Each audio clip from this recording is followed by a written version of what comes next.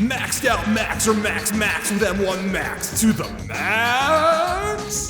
The 14-inch MacBooks Pro represent double the GPU and media horsepower of the M1 Pro models. But this raises a very interesting question. How can Apple fit that much more power on this same architecture, no less, into the same chassis? And for that matter, is there any other advantage to kitting out a MacBook Pro with an M1 Max? Or is it only really useful for video editors thanks to its expanded media engine? The answer may surprise you. I know it surprised me. But it's no surprise that today's sponsor is Jackery. Thanks to Jackery for sponsoring this video. Their Explorer 1500 power station provides a huge 1500 watt-hour capacity with up to 7 devices charging simultaneously, and it only takes 4 hours to recharge from 0 to 80%. Get 10% off with code LinusTechTips at the link below.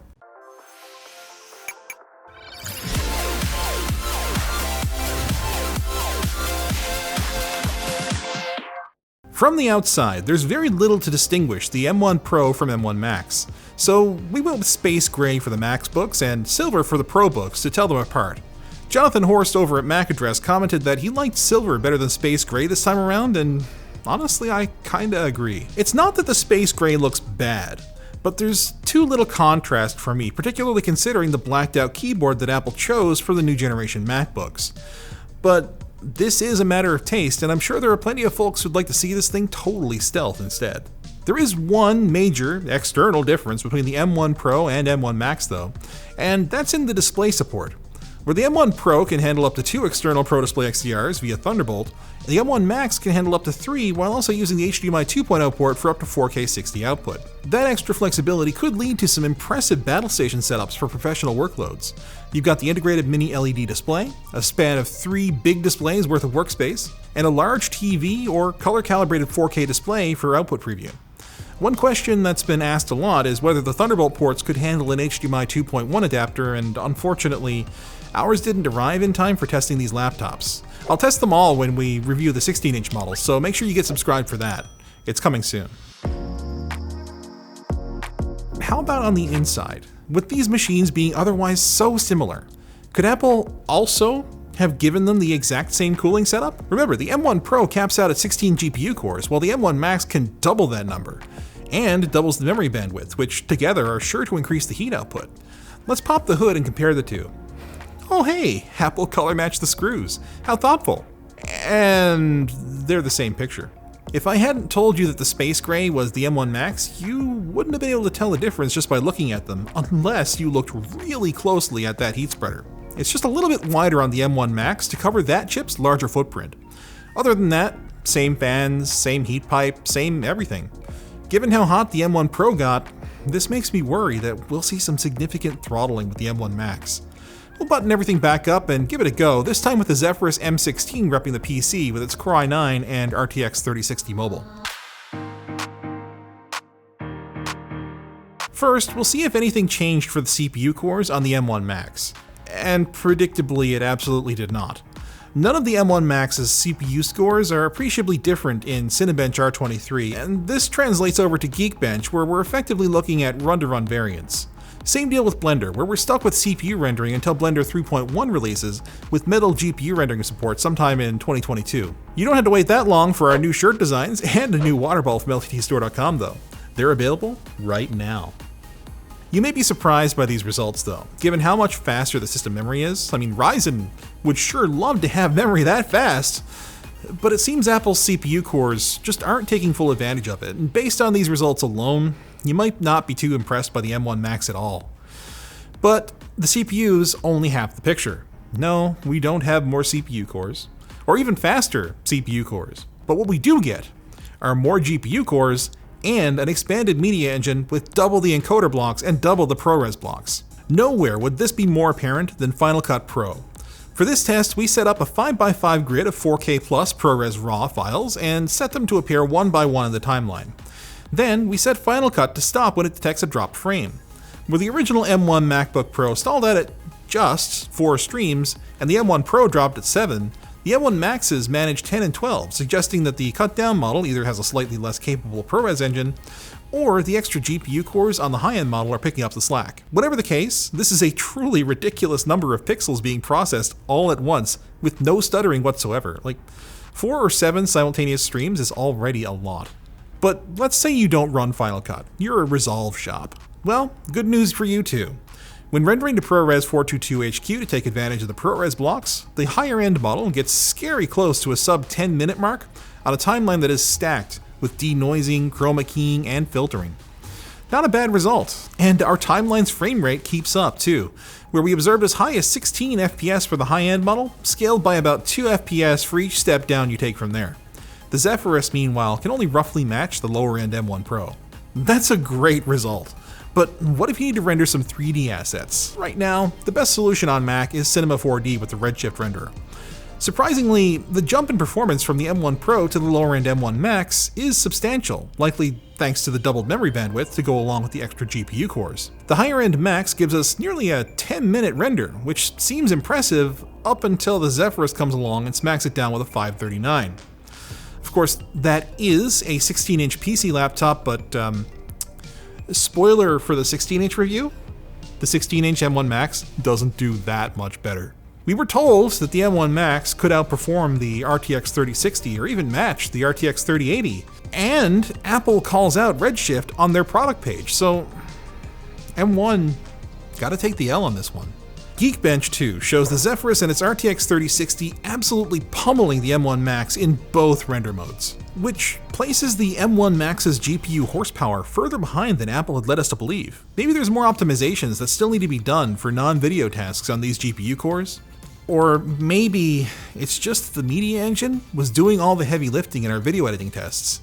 To be clear, it is scaling relative to the M1 and M1 Pro, but it's just not reaching those dedicated GPU levels of performance we kept hearing about.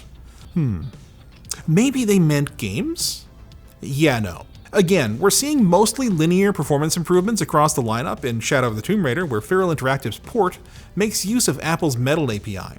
But it's not enough to catch up to the Zephyrus, at least not at 14 inches. Few other games use Metal, so it's all downhill from here when we switch over to CSGO, where there's no difference whatsoever between the M1 Pro and Max. Ironically, this time not because it's using OpenGL, but because we've hit a CPU bottleneck at 100 FPS thanks to Rosetta. Since we're looking for more ways the M1 Max can differentiate itself, there's one final ray of hope: the venerable Dolphin emulator, which has native Apple Silicon support via Universal Binary. Unfortunately, Dolphin doesn't yet support the Metal API, but in testing we did discover a number of interesting points to cover. The first head-scratcher is that the high-level OpenGL renderer is more performant than the closer to Metal Vulkan API. This may be because Apple never embraced Vulkan, necessitating the use of a third-party library called Molten VK if developers want to support it on macOS. Because Apple deprecated OpenGL several macOS revisions ago, the implementation, while performant, is missing some new features that makes Dolphin think that the GPU might be underpowered. Second, multi-sample anti-aliasing that can be enabled in most games is a huge performance killer on Apple Silicon. It easily takes rendering speed from an impressive double of native speed to just half. Third, some titles like Rogue Squadron 3 depend so heavily on the CPU that they never run at full speed, even at native resolution, just like the original M1. This makes sense though, because the main differentiator between the M1, M1 Pro, and M1 Max's CPU cores is that there are more performance cores available, and Dolphin doesn't utilize more than a couple at a time. We did get performance data, however, by firing up Super Mario Sunshine at 8x native resolution and an uncapped frame rate to place the burden squarely on the GPU. Bearing in mind that the game is native to 30 FPS, the starting area runs at about 67 FPS on the lower end M1 Max and 77 on the high end. That's a pretty good improvement from the M1 Pro that topped out at 47, with the original M1 taking up the rear at the sub-native 21. Except then we look at the Zephyrus again and it's a slaughter.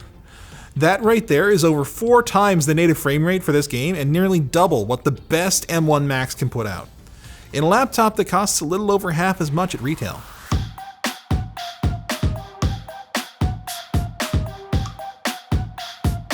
So, again, we're seeing differences between the chips, and the performance is objectively good, but We're just not coming up to the performance claims Apple made during their Unleashed event, no matter what we do. We're legitimately not sure if this is an optimization problem or if Apple overpromised with cherry-picked data, because, as we've seen, it's quite difficult to find anything that runs Metal on Apple Silicon to take full advantage of the M1 Max. Now, let's take a look at thermals for a test we could run. In our M1 Pro video, we focused on the CPU, so we'll be looking at the GPU this time around for the M1 Max by running Redshift.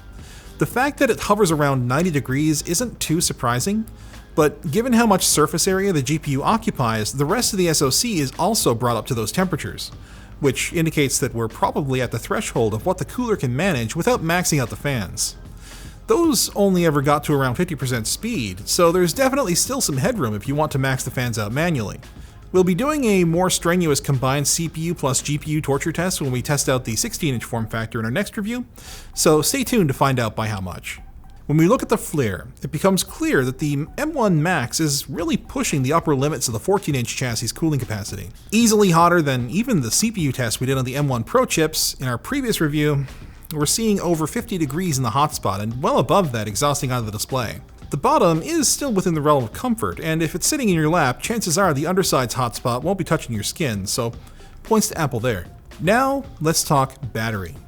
Last time, we showed that the M1 Pro's endurance was nothing short of amazing while doing YouTube video playback, easily beating out contemporaries like the Surface Laptop Studio with a literal all-day battery life result. For the M1 Max, we matched all the screens at 4 ticks of brightness and let them go. This time around, both of the M1 Pro models lasted a little over 2 hours longer than both of the M1 Max models, so while battery life is still phenomenal at about 20 hours in this test, you do give up a little bit of endurance for the extra horsepower, even when you're not making use of it. Depending on your priorities though, this could be a side grade, a net benefit, or a net loss. A fun fact, this test failed once, and these endurance figures, being what they are, made that a huge pain.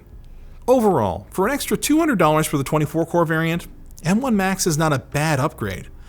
It's just difficult to recommend in general unless you've got a need for more than 32 gigs of memory. The extra GPU horsepower and memory bandwidth seem very situational, particularly in light of the dearth of Apple Silicon native applications with Metal support. This may change moving forward, but it's a teething pain that's going to hamper these higher-end SoCs for the coming years. Rosetta can only do so much, as we've seen. As such, M1 Max only really shines in high-end video editing as of right now. For everything else, we're looking at something much more akin to the RTX 3050 Ti, much less the RTX 3080 we were promised. Apple's leaning heavily on special-purpose silicon here, and while that's an approach that may work out for them, they run a very real risk of having purpose-built hardware that becomes dead weight once consumers inevitably move on. Just like you should move on from untidy nether regions with Manscaped. Manscaped provides an all-in-one grooming kit that has you covered from head to toe. Their Performance Package 4.0 features their awesome Lawnmower 4.0 waterproof body trimmer, their Weed Whacker ear and nose trimmer, plus a whole lot of other goodies as well. For a limited time, you get all of this plus 2 free gifts, the Shed Travel Bag and the Manscaped Anti-Chafing Boxer Briefs. Visit manscaped.com/tech or click the link below for 20% off and free shipping. Thanks for watching, guys. The 16-inch review is going to include both processors, so go check out our review of the M1 Pro MacBooks for a little more on the whole platform before the finale.